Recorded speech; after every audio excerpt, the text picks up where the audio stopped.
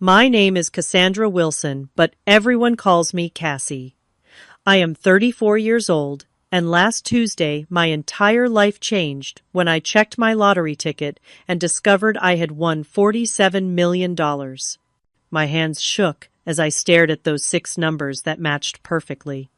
After the initial shock wore off, a strange thought crossed my mind. I would tell absolutely no one about this money. You see, I have a complicated history with my family when it comes to finances.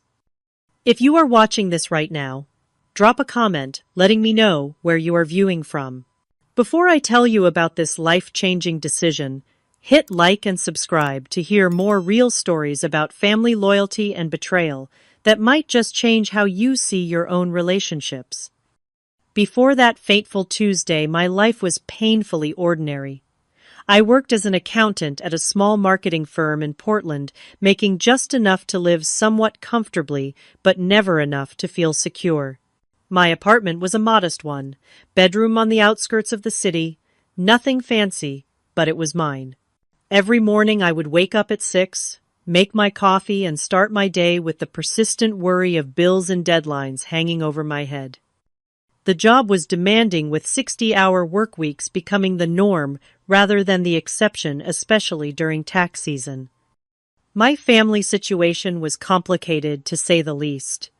My parents, Gregory and Diane Wilson, divorced when I was 14 and both remarried within 2 years. My father, Gregory, a high school physics teacher, married Stephanie, a real estate agent, with expensive taste and an even more expensive lifestyle.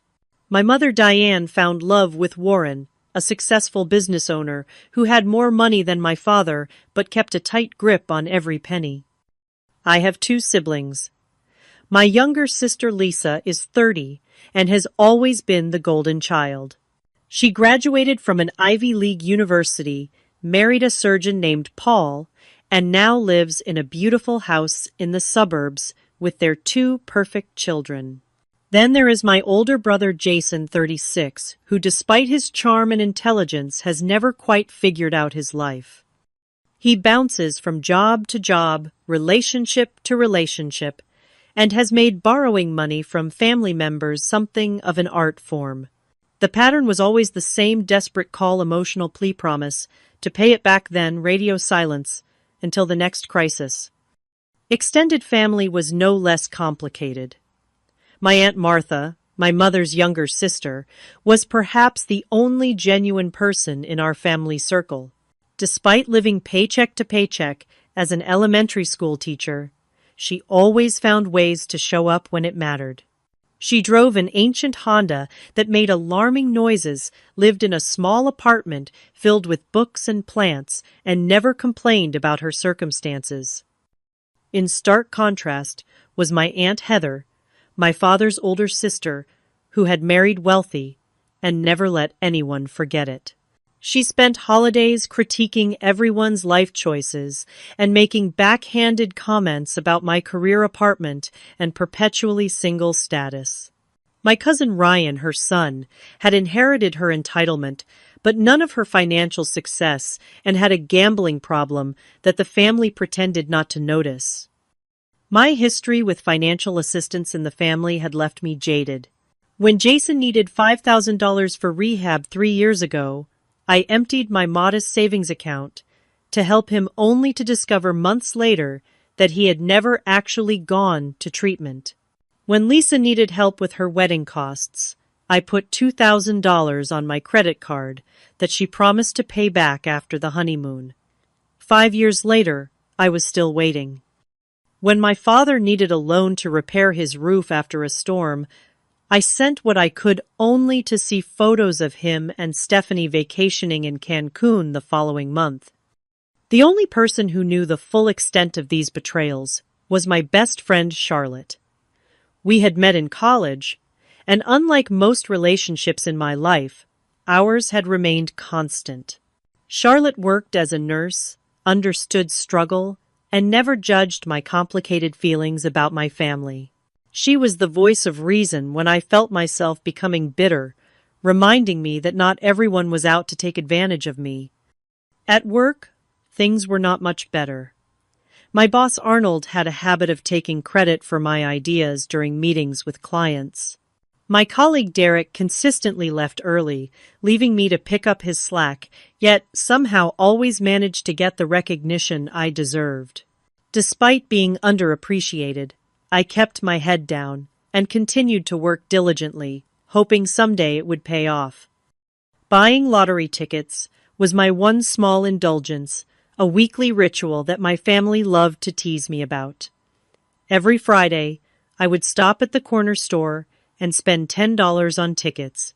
My mother called it a tax on people who could not do math. My brother joked that I should just give him the money directly instead of wasting it. My father lectured me about probability and statistics. But there was something hopeful about those tickets, a tiny chance at freedom that I could not bring myself to give up, even as years passed without winning more than $20 here and there. I had dreams, of course. I wanted to travel to see places beyond the Pacific Northwest. I wanted to go back to school, maybe get a master's degree in something I was actually passionate about. I wanted to have enough savings that an unexpected car repair would not send me into a financial tailspin. But these dreams seemed increasingly distant as I approached my mid-30s, still paying off student loans and carrying a small but persistent credit card debt that never seemed to diminish despite my careful budgeting. Each month was a careful balancing act of bills, groceries, and the occasional dinner out with Charlotte. I clipped coupons, compared prices, and knew exactly which store had the best deal on everything from toilet paper to coffee.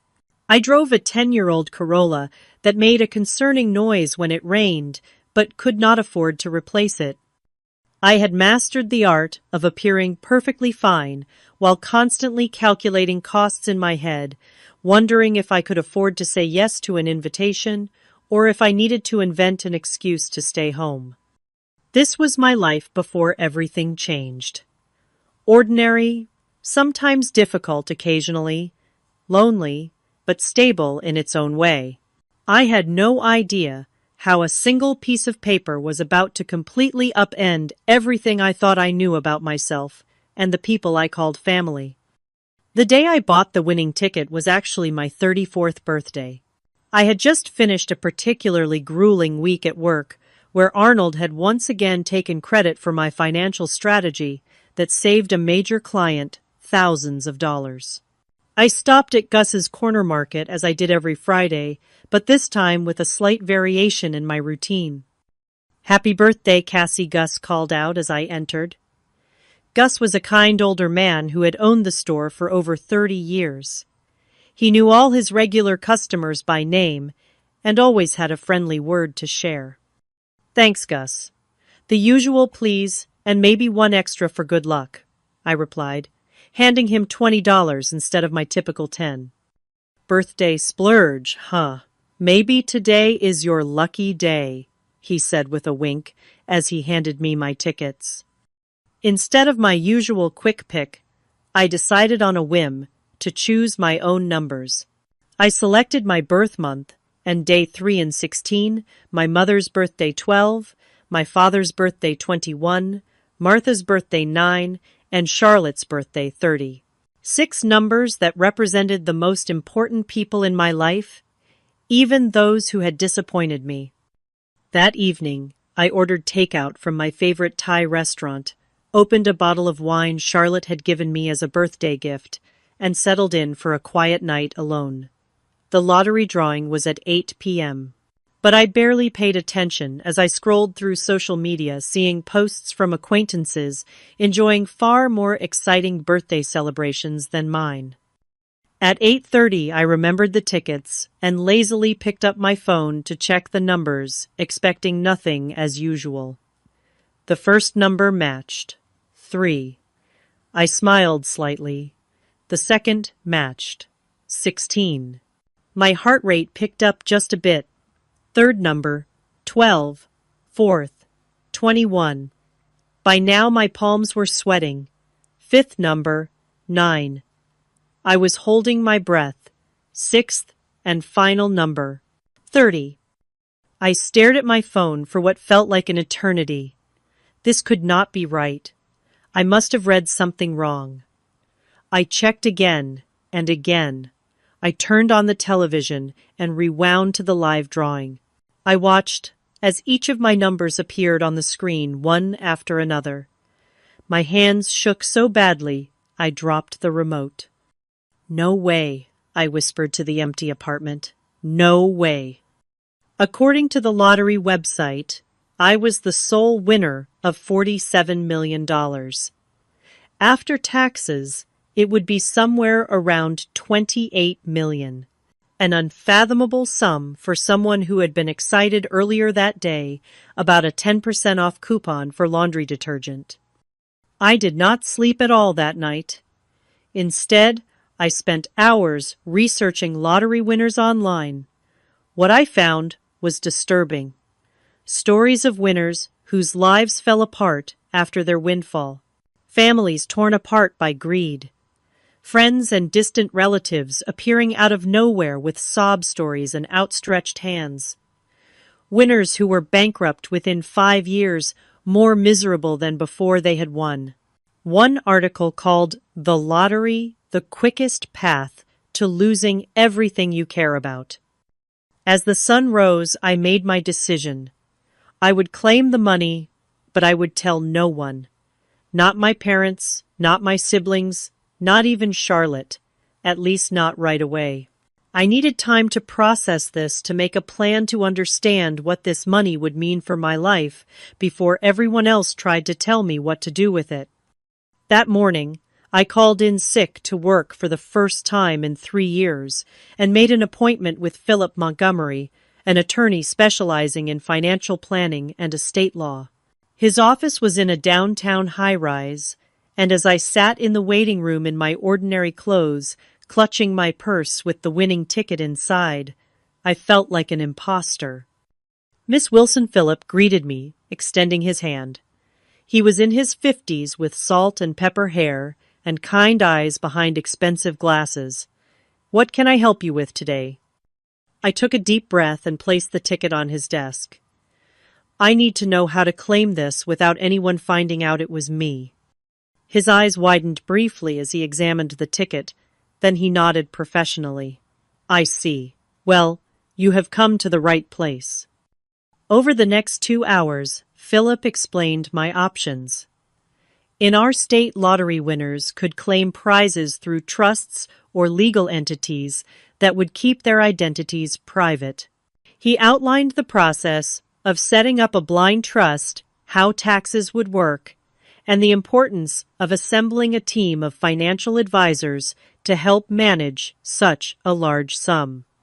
The biggest mistake winners make, he told me, is telling too many people too quickly. Once that happens, there is no going back. I nodded, relieved that my instinct had been correct. I want to do this right. I do not want this money to ruin my life. As I left Philip's office with a folder full of documents and a list of next steps, I felt a strange mix of excitement and dread. I had more money than I had ever dreamed of, yet I could not share this life-changing news with anyone. I would be living a double life, pretending to be the same struggling accountant while secretly being a multimillionaire. Over the next 2 weeks, I worked with Philip to establish the trust, claim the winnings, and set up investment accounts. We created a comprehensive financial plan that would ensure I would never have to worry about money again, even if I lived to be 100. The money was real now, sitting in accounts under my control, yet my day-to-day life remained unchanged.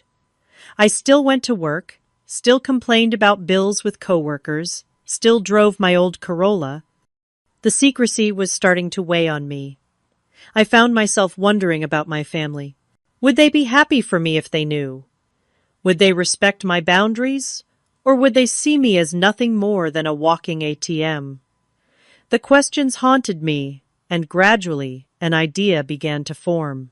What if there was a way to find out how my family would react to my newfound wealth without actually revealing it? What if I could test their character before deciding who to share my secret with? The plan crystallized one night as I lay awake staring at the ceiling. I would create a scenario where I needed financial help. Not a huge amount, but enough to be significant. I would approach each family member with the same story, the same request, and see who would help me without the prospect of gaining anything in return. Only then would I know who deserved to be part of my new life. The next day, I met with Philip again to ensure my finances were properly secured before proceeding with my plan.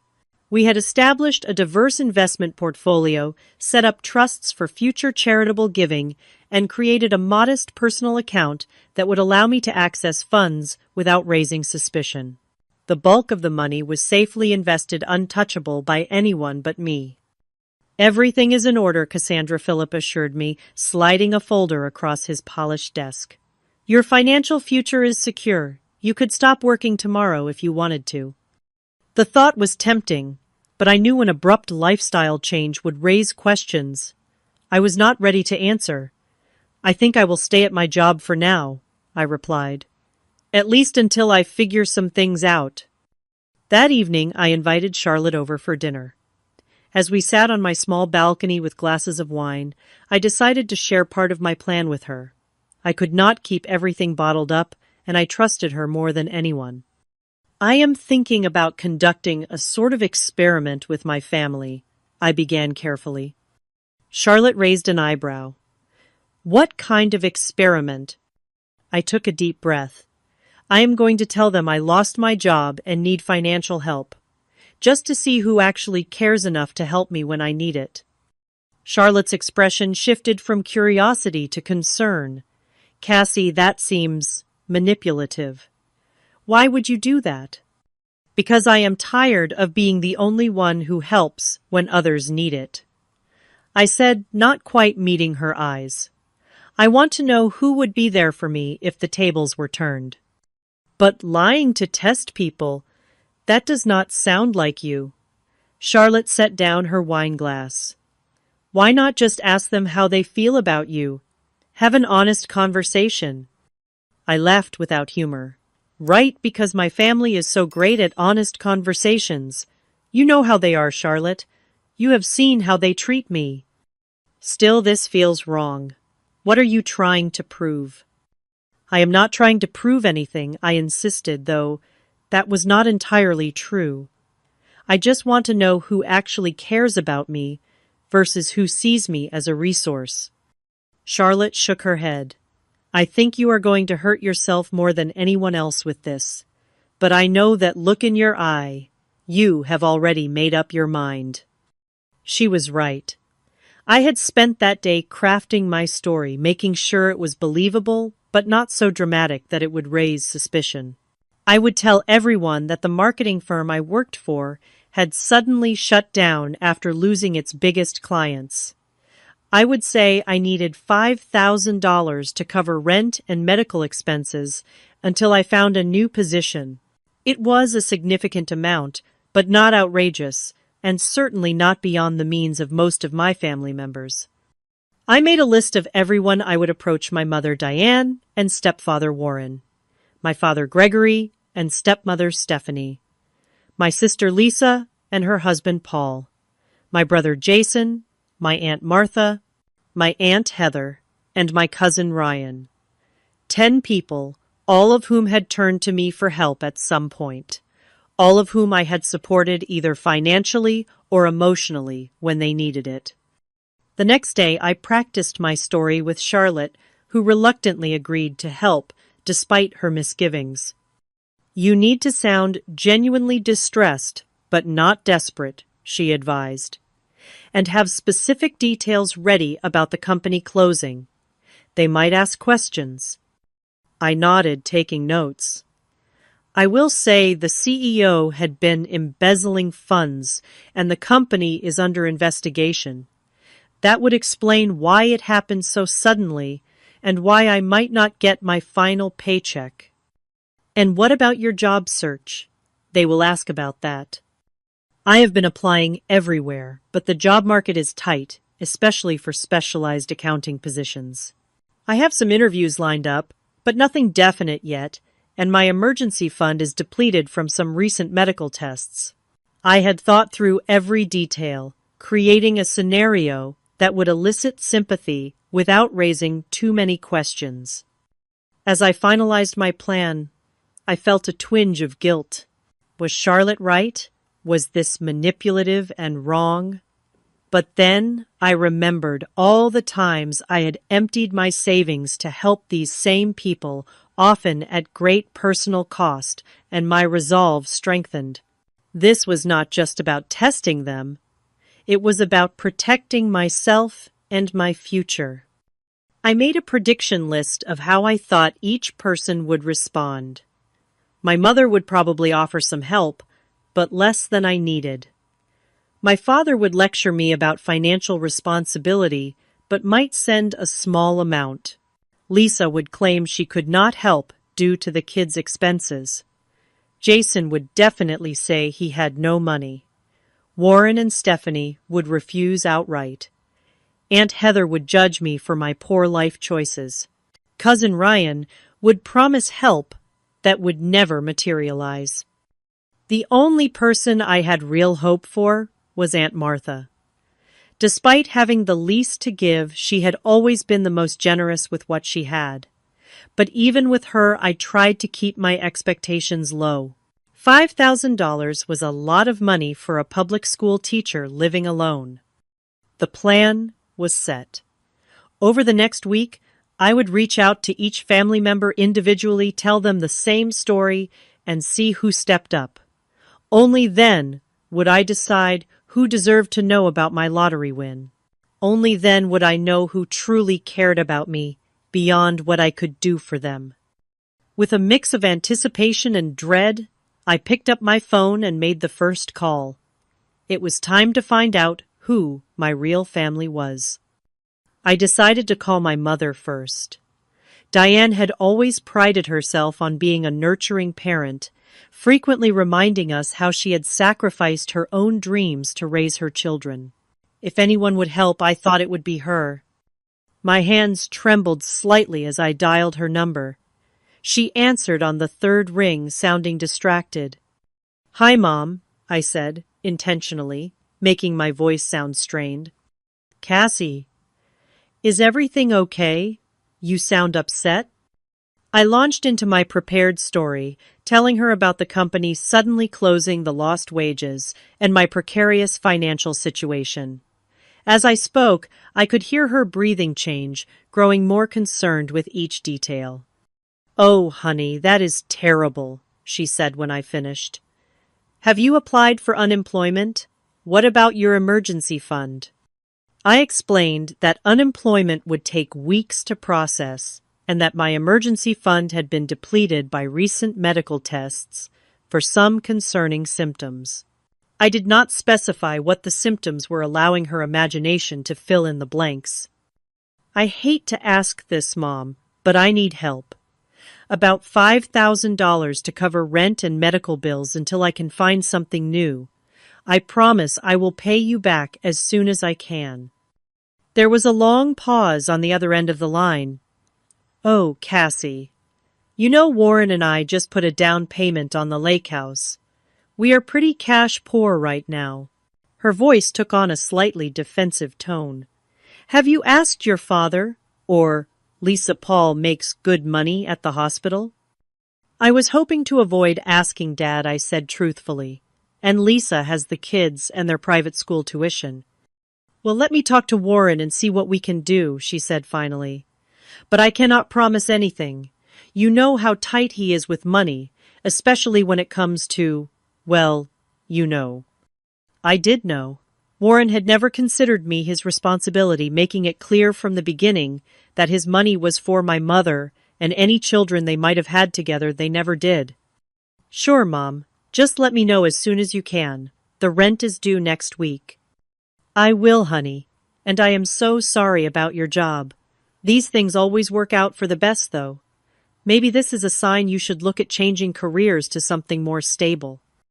After hanging up, I noted her response in a journal I had started for this purpose.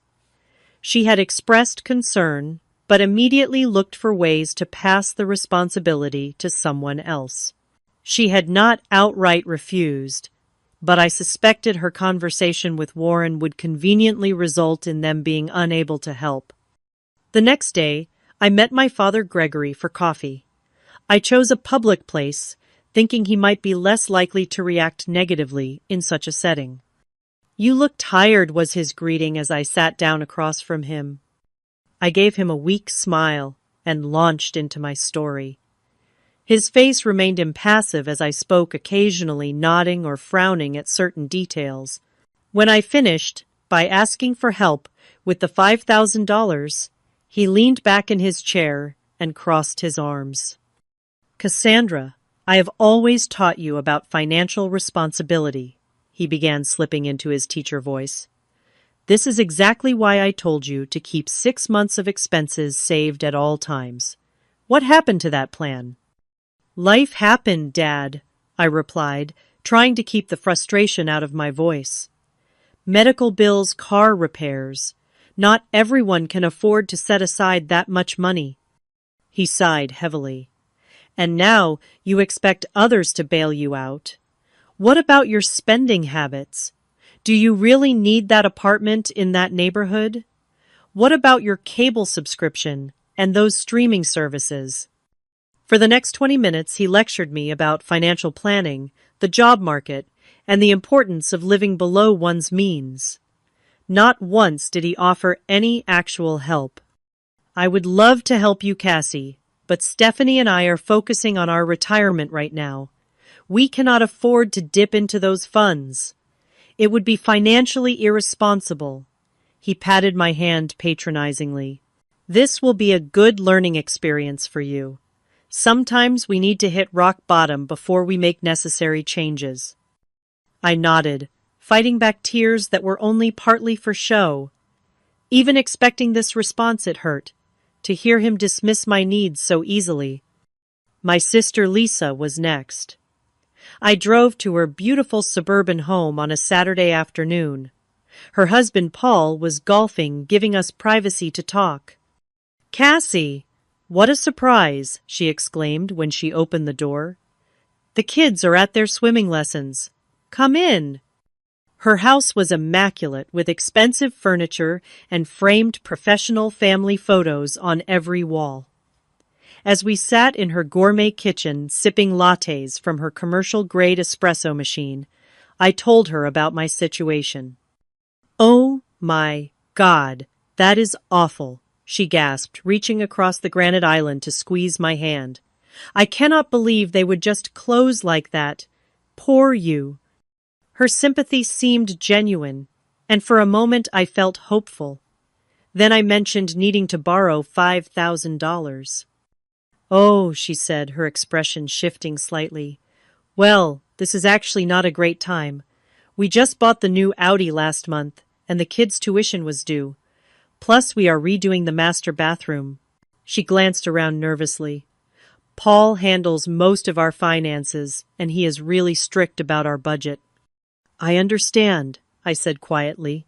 "I would not ask if I was not desperate."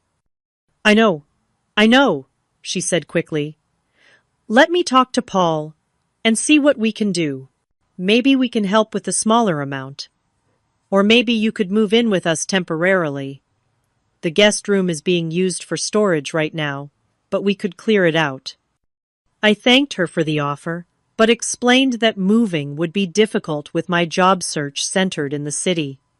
She promised to call me after speaking with Paul, but the way she avoided eye contact told me all I needed to know. My brother Jason was perhaps the most disappointing. After sending him a detailed text about my situation, he responded with a brief message. "That sucks, sis. Really tight right now myself. We'll call you later." He never did. My follow-up messages went unanswered, and when I tried calling him directly, the calls went straight to voicemail. This from the same brother who had borrowed thousands from me over the years, always with tearful promises of repayment that never materialized. My stepmother Stephanie was blunt when I called her not bothering with even a pretense of sympathy. Cassandra, I am sure this is difficult, but Warren and I are not in a position to help. Perhaps this is an opportunity for you to learn better financial management skills. Have you considered downsizing your apartment or getting a roommate? When I pointed out that I had helped them with repairs to their vacation cabin last year, she bristled. That was different. That was a family property that you also enjoy using. The fact that I had only been invited to the cabin once in 5 years apparently did not matter. My stepfather Warren was even worse. You are not my daughter, he said plainly when I called. I have supported your mother for years, but your financial problems are your own. Perhaps you should have chosen a more lucrative career path. My cousin Ryan initially seemed sympathetic, promising to definitely help out. He even suggested meeting for lunch to give me a check. But when the day came, he texted an hour before saying something had come up and he would reschedule. He never did, and eventually stopped responding to my messages altogether. Aunt Heather's response was perhaps the least surprising, but still painful. Well, Cassandra, I always said that company of yours seemed unstable. I told your father you should have taken that job at the bank after college, but no one listens to me. She then proceeded to tell me about all the financial troubles other family members had experienced and how they had overcome them without begging for handouts. By that evening, I had heard from Lisa that Aunt Heather was telling everyone about my financial irresponsibility. After a week of rejections, half promises, and outright silence, I was emotionally exhausted. The experiment had confirmed my worst fears about my family, but the reality was still painful to accept. 7 people who had repeatedly asked for and received my help over the years could not or would not return the favor when I needed them. Then my phone rang. It was Aunt Martha. Cassie, honey, I just heard from your mother about the job. Are you okay? Her voice was warm with genuine concern. I had not actually reached out to Martha yet, planning to call her the next day. The fact that she had called me first after hearing about my situation secondhand spoke volumes. I am hanging in there, I said, the emotion in my voice now entirely real. Listen, I want to help. Can we meet for lunch tomorrow?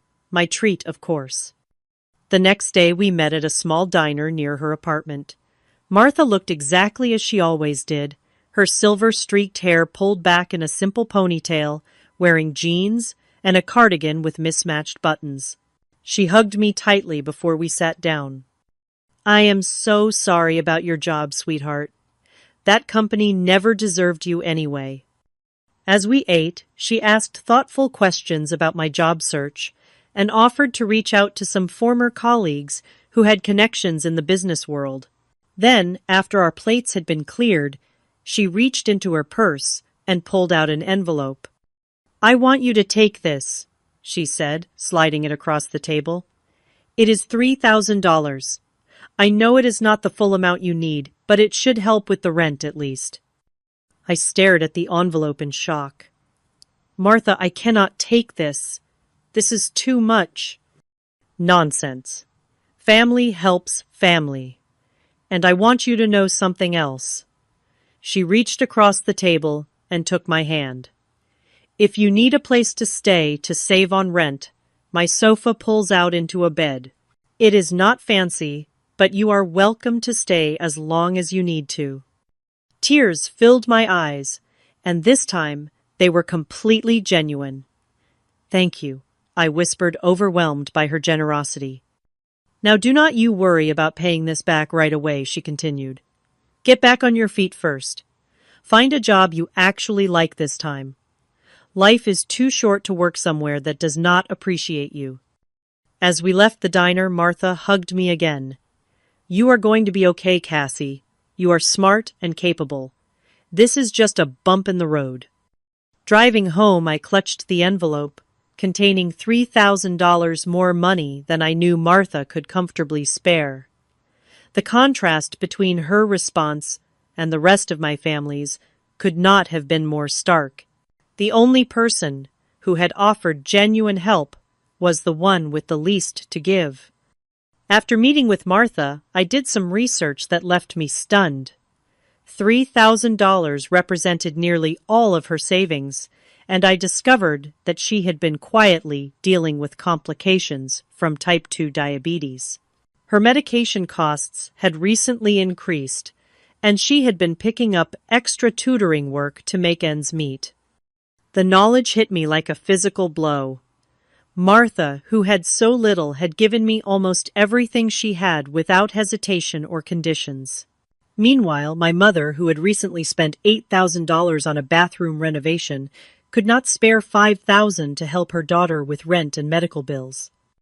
The next day, I invited Martha to my apartment for dinner. As she settled onto my worn couch, I noticed for the first time how tired she looked, the fine lines around her eyes deeper than I remembered. "Martha, I need to tell you something," I began, setting a cup of tea in front of her. "I have not been completely honest with you." Her expression remained open, curious, rather than concerned. "What is it, honey?" "I did not lose my job. The company is fine. I still have my position." The words tumbled out quickly. I made up the story to see who in the family would help me if I needed it. Martha was quiet for a moment, then nodded slowly. "I see." "Are you angry with me?" I asked suddenly, afraid of losing the one genuine relationship I had discovered through this experiment. She considered the question. "No, not angry. Sad, maybe? Sad that you felt you needed to test people this way." She took a sip of her tea. "But I understand why you did it. Our family has not always been kind to you." "You were the only one who offered to help," I told her. "Everyone else had excuses or just ignored me entirely." Martha sighed. "People show you who they are when giving becomes inconvenient. I learned that lesson the hard way myself." "What do you mean?" She set down her cup and folded her hands in her lap. "My ex-husband, Robert. Did I ever tell you why we really divorced?" I shook my head. The family story had always been vague, something about growing apart. "I came into a small inheritance when my grandmother died, about $50,000. Not a fortune, but significant for us at the time. Robert immediately had all these plans for the money, mainly investing in his friend's business ventures." She smiled ruefully. "I wanted to save it for our future, maybe buy a small house eventually. We fought about it for months." "What happened?" "One day I discovered he had forged my signature and withdrawn most of the money. By the time I found out it was gone, invested in a restaurant that failed within a year." She shook her head at the memory. "When I confronted him, do you know what he said? That it was our money, not just mine, and he had as much right to it as I did, as if my name on the inheritance meant nothing." I was shocked. I had no idea. The family preferred the growing apart story, less messy. She reached for my hand. "The point is, I learned that some people see you as a resource rather than a person, and it is a painful lesson." "I am so sorry that happened to you," I said, squeezing her hand. "It was a long time ago, but it taught me something important about money and relationships." She looked at me intently. "Money does not just reveal who others truly are, Cassie. It reveals who we are too. How we use it, how we share it, how we talk about it. It is a powerful mirror." Her words resonated deeply. In that moment, I made a decision. "Martha, there is something else I need to tell you. Something big." I took a deep breath. "I won the lottery 3 weeks ago. $47 million. Her eyes widened, but she remained silent, waiting for me to continue. "I have not told anyone else. Not my parents, not Lisa or Jason, not even Charlotte. You are the first to know." "Oh, Cassie," she breathed. That is life-changing." "I know. And that is why I did this test. I needed to know who would be there for me without knowing about the money." Martha nodded slowly. "I understand that. But what will you do now?" "That is what I am trying to figure out. The money is secure, and I have good financial advisors, but I do not know how to handle the family." Martha considered this. "You know you do not owe anyone anything, Cassie, not even me." "But I want to help you," I insisted. "Your medical expenses, a better apartment, whatever you need." She smiled gently. "I do not need anything from you, sweetheart. I am happy with my life. My apartment is small, but it is full of things I love. My car runs most of the time. I have my students and my books, and now this wonderful secret with my favorite niece." She patted my hand. "Just knowing you are secure and happy would be enough for me." Her selflessness brought tears to my eyes. Here was someone who had given me almost everything she had when she thought I needed it, and now was asking for nothing in return when she knew I had millions. As we continued talking into the night, the contrast between Martha and the rest of my family became even more stark. While I had been conducting my experiment, word had spread through the family about my supposed financial troubles. Instead of prompting concern, it had mainly generated gossip and judgment. My phone buzzed with a text from my mother. "Heard you asked Lisa for money too. You should have told me you were asking everyone. Feels like you are playing us against each other." Another came from my father. "Stephanie tells me you have been calling everyone for handouts. This is exactly the kind of irresponsible behavior I warned you about." The family had turned my request for help into evidence of my character flaws rather than an opportunity to show compassion. And in doing so, they had revealed everything I needed to know about the true nature of our relationships. The morning after my conversation with Martha, I met with Philip to discuss my long-term financial plans. Now that I had clarity about my family relationships, I could make decisions about my future with open eyes. "I want to set up a trust for my Aunt Martha," I told him. "Something that will cover her medical expenses and provide her with a comfortable retirement, but in a way that feels like a gift rather than charity. She is very proud." Philip nodded, making notes. "We can structure it as a family trust that provides a monthly stipend. She would not have to manage a large sum all at once, which can be overwhelming for someone not used to wealth." "Perfect. And I want to buy her a small house near wherever I decide to live. Nothing extravagant, just comfortable and accessible for someone with health issues." We spent the next hour discussing investment strategies, charitable foundations, and my own living situation. I had decided to give notice at my accounting job and focus on establishing a nonprofit organization aimed at helping elderly people living alone, inspired by Martha's situation and the many others like her. "What about the rest of your family?" Philip asked cautiously. "Do you plan to tell them about the winnings?" I shook my head. "Not right now, maybe not ever. But I do want to arrange a family meeting to clear the air about my financial troubles." Later that day, I called Charlotte and finally told her the truth about everything: the lottery win and the family experiment. After her initial shock, she understood why I had kept it secret. "So what now?" she asked. "Are you going to become one of those eccentric millionaires who still clips coupons and drives a beat-up car?" I laughed. "No, but I am not going to suddenly start buying Bentleys either. I want this money to mean something, to do good, starting with Martha." "She deserves it," Charlotte agreed. "And what about everyone else? The ones who failed your test?" "I am still figuring that out. I have called a family meeting for this weekend. I told them I have an important announcement." When Sunday arrived, I was surprised to see everyone show up at my apartment. My mother and Warren, my father and Stephanie Lisa, and Paul, even Jason, who had been ignoring my calls for weeks. Aunt Heather arrived with a disapproving frown already in place. Aunt Martha came last, giving me a secret smile as she entered. As everyone settled into my small living room, looking around with varying degrees of curiosity and judgment, I stood before them feeling strangely calm. "Thank you all for coming," I began. "I know there have been rumors going around about my financial situation, and I wanted to address them directly." My mother shifted uncomfortably. Jason suddenly became very interested in his phone.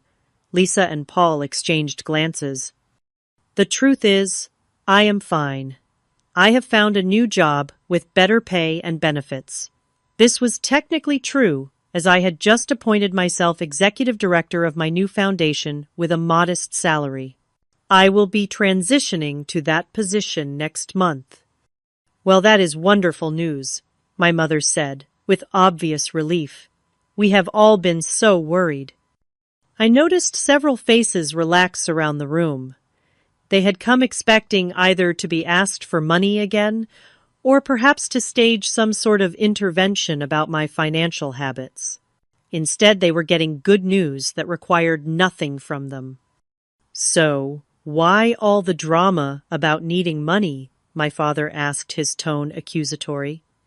"Why ask everyone for help if you had a job lined up?" I met his gaze steadily. "The job came through recently, and when I was in trouble, I reached out to my family. That is what family is supposed to be for, right?" An uncomfortable silence fell over the room. "Well, we all have our own financial commitments," Stephanie said defensively. "It is not always possible to help, even when we want to." "Of course," I agreed. "We all have to make choices about our priorities." I turned to Jason. "Speaking of which, Jason, I noticed you never responded to my messages when I needed help. Yet you had no problem asking me for $3,000 last Christmas for your rent." He had the grace to look embarrassed. "I was going through some stuff, and I did not have any money to give you." "You did not even call me back," I pointed out. "That would have been free." The meeting continued in this vein, with me calmly but firmly addressing the hypocrisy and absence of support I had experienced. No one admitted any wrongdoing. There were excuses, justifications, and even some attempts to turn the blame back on me for making everyone feel guilty. As they filed out after an uncomfortable hour, I felt a strange sense of closure. I had not told them about the lottery win, but I had stood up for myself in a way I never had before. The money had given me something perhaps more valuable than wealth itself: the courage to see my relationships clearly and to set boundaries accordingly. Martha stayed behind after everyone left, helping me clean up the coffee cups and plates. "You did well," she said quietly. "That could not have been easy." "It was actually easier than I expected," I replied. For the first time, I was not afraid of disappointing them, because I realized their opinion of me was never based on who I really am. Martha smiled. "That is a powerful realization. So what happens next?" "Next," I said, "we start looking at houses. For both of us." 1 year later, my life was unrecognizable from the day I had first discovered those matching lottery numbers. I had moved into a beautiful but modest home in a quiet neighborhood with a garden that brought me joy each morning. Just 3 blocks away was Martha's new house, a single-story craftsman with wide doorways to accommodate her walker on the days her diabetes made walking difficult. My nonprofit organization's second family had grown beyond my expectations. We provided companionship home repairs and financial assistance to elderly people living alone, with a special focus on those estranged from their families. The work was rewarding in a way my accounting career had never been, and we had already helped over 200 seniors in our city. Charlotte had eventually joined the organization as our outreach coordinator, bringing her nursing expertise and compassionate nature to our mission. She and I still had our weekly wine nights, though now they took place on my comfortable patio rather than in my cramped apartment. My relationship with my family had shifted into something more distant, but also more honest. I maintained occasional contact with most of them, polite birthday calls and holiday gatherings, but the pretense of closeness had fallen away. Without the expectation of emotional intimacy that had never actually existed, our interactions became less painful. None of them knew about my lottery winnings. As far as they were concerned, I had simply found success with my new career in nonprofit management.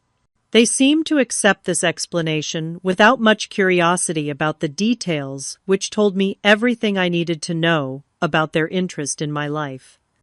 There had been moments of temptation to reveal the truth, particularly when Jason called asking for money for a new business venture, or when Lisa complained about the cost of her kitchen renovation.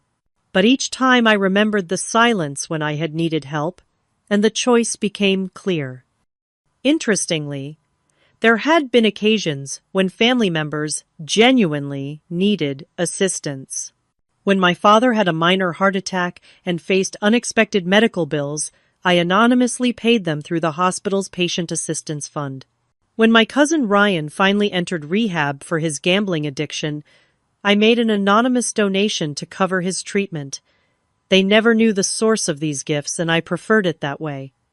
Martha and I had dinner together at least twice a week. Her health had improved dramatically with proper medical care and less financial stress. She had retired from teaching, but volunteered at a literacy program 3 days a week, still sharing her love of books with children who needed it. "You know what still amazes me," she said one evening, as we sat on her porch watching the sunset. "How differently everything could have turned out if you had announced your lottery win right away." I nodded, considering this alternate reality. The family would have suddenly become very attentive and loving, I imagine. "And you would never have known what was real," Martha added. "That knowledge, painful as it was, gave you freedom." She was right. The experiment had been painful but illuminating. It had shown me who deserved a place in my life and who did not. It had revealed the true nature of relationships I had spent years trying to strengthen, despite their fundamental imbalance. The greatest lesson I had learned was not about others, but about myself. Before the lottery, I had defined my worth by what I could give to others, constantly trying to earn love through sacrifice and generosity. I had allowed myself to be used because I believed that was what family meant, what love required. Now I understood that real love, the kind Martha had shown me, did not keep a balance sheet. It gave freely without expectation of return, but it also respected boundaries and dignity. It was honest and consistent, present in good times and bad. I had initially kept my winnings secret out of fear, worried that money would corrupt my relationships. What I had not anticipated was how the secret would clarify them, instead stripping away pretense and revealing truth. The money had not changed who anyone was. It had simply illuminated who they had been all along. My life now was rich in ways that had nothing to do with my bank account. I had purpose through my foundation, genuine connection with Martha and Charlotte, and a hard-won understanding of my own worth that no external validation could shake. Perhaps most importantly, I had peace. The constant anxiety about finances that had been my lifelong companion was gone, but so too was the desperate need for approval from people incapable of giving it. I had built a life aligned with my values rather than my insecurities. Martha reached over and patted my hand, bringing me back to the present moment. "You did good, kiddo. Not just with the money, but with what you learned." I smiled at her, overwhelmed with gratitude for this woman who had shown me what family truly meant. I had a good teacher. As the sun dipped below the horizon, painting the sky in shades of pink and gold, I thought about the journey that had brought me here. From the shock of those matching numbers, to the pain of rejection, to the joy of creating something meaningful with my unexpected fortune. The money had changed my life, yes, but not in the ways I had initially feared or hoped. It had simply given me the freedom to see clearly and choose wisely.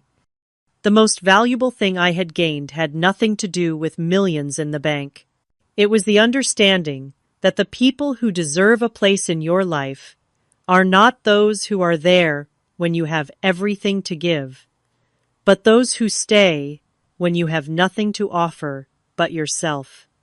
Have you ever had to test someone's loyalty in your life?